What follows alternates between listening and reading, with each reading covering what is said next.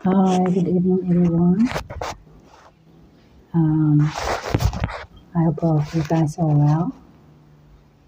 I just want to share um, the book of Dan because my eye was falling on. I was actually looking at the book of Joshua where he was distributing the land and the country to the people, and then I saw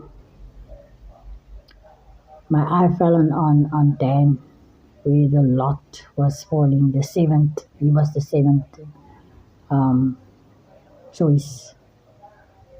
And I realized the number seven is actually the end. It means the end.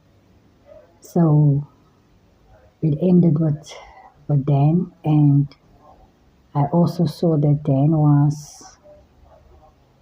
he had this nearly 20, approximately 20 countries that was given to him, and he lost it.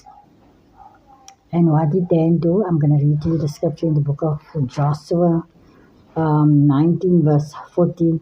The seventh lot came out for the tribe of the children of Dan, for the clans. So the inheritance went to the children. The inheritance didn't go to the fathers, it went to the children. And then Dan had all these cities, and I counted the cities, and I saw there was seven. There was countries actually. There was 20 countries, and with its different cities. But he lost it. Somehow he lost it. And then I saw that Dan, I'm going to read further what did Dan do. And the border of the children of Dan went out from them. So they lost their cities. I read it in my Afrikaans Bible. And the children of Dan went up to fight against Leshem. That is what Dan did.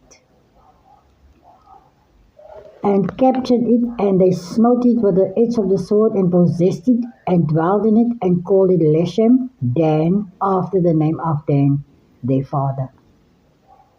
So when they lost their cities, they went to Leshem and captured that city and took it. So what a man, so a man shall reap. Then I went to see what was the blessing of Dan, and this was Dan's blessing. Dan shall be a serpent by the roadside, a viper along the path that bites the horse's heels, so that its rider tumbles backward. That is Genesis 49, verse 17. A serpent. And then when I go Google Dan, I saw Dan was